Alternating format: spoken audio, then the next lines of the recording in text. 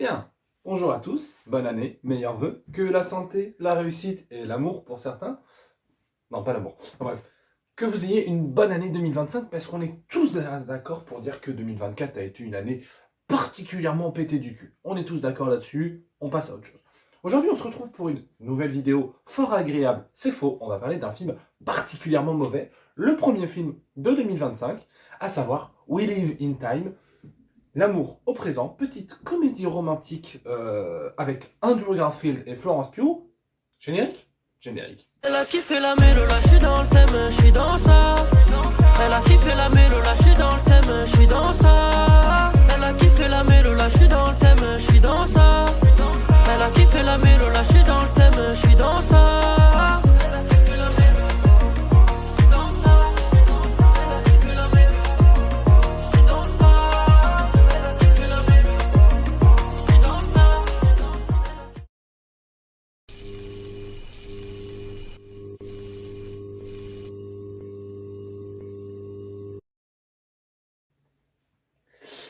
Alors, ce film, je l'attendais sans l'attendre. C'est-à-dire que on nous annonce un film, comédie romantique. Donc moi déjà, qui suis fleur bleue et dépressif, j'adore. Je me dis, c'est mon moment.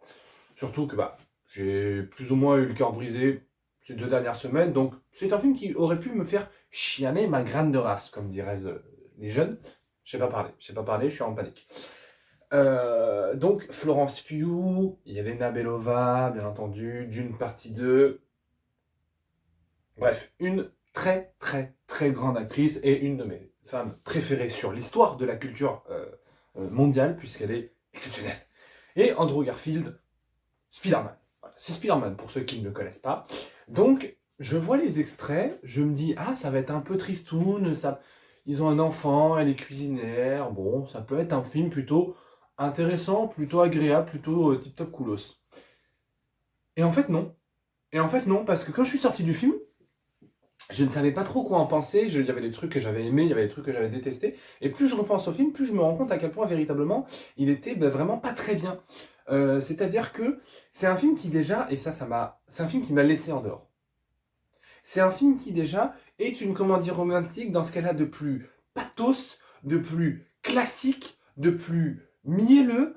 Moi, en plus, ça vraiment, dans l'état sentimental dans lequel j'étais, j'avais aucune envie de voir une histoire où des gens s'aiment. Donc ça me cassait les couilles déjà. Je suis juste un vieux aigri, hein, bien entendu.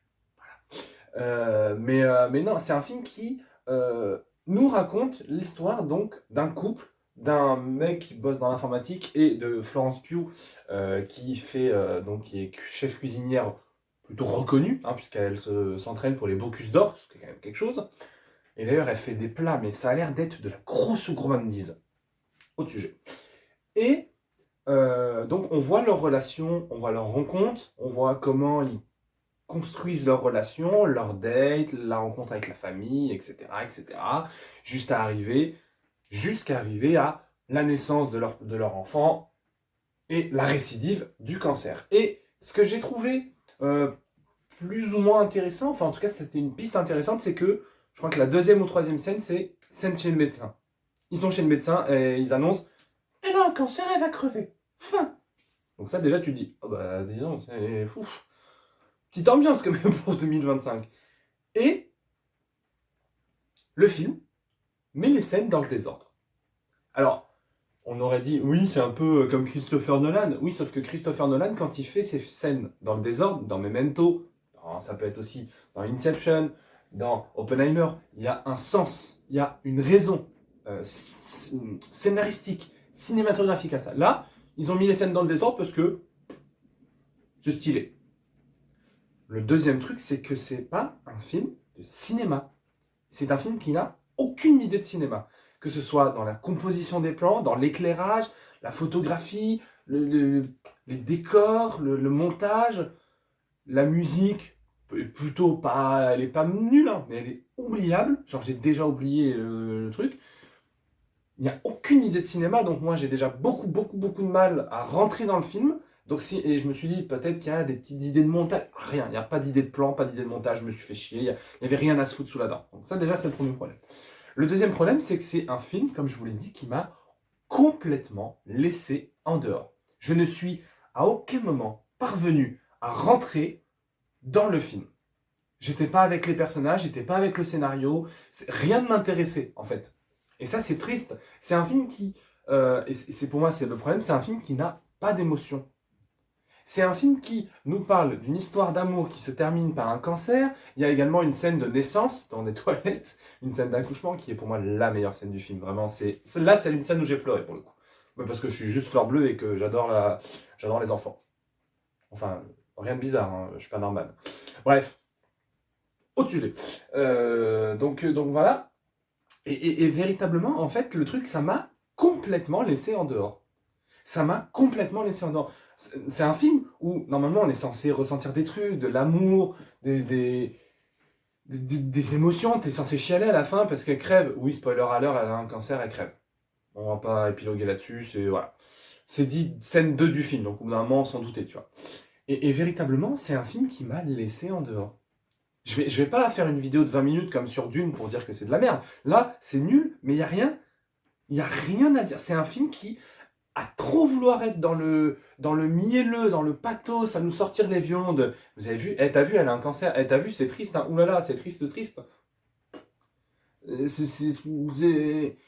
Oui, Florence Pugh et Andrew Garfield jouent très bien. Et d'ailleurs, je vais même le dire, Florence Pugh n'a jamais été aussi belle que dans ce rôle-là. Elle est sublimissime, vraiment. Et je ne dis pas ça parce qu'elle est tout nue pendant quelques scènes. Non, je veux dire... elle n'est pas belle que physiquement, elle est belle en tant que personnage. C'est un beau personnage. Quand elle regarde Andrew Garfield, je suis en mode... Ouais, moi, tu me regardes comme ça, je suis amoureux. Bon, après, c'est déjà mon épouse, mais ça, c'est un autre sujet. Je m'égare. Donc non, c'est un film qui avait tout, qui avait un bon casting, qui aurait pu me plaire, qui aurait pu me faire chialer mes grands morts.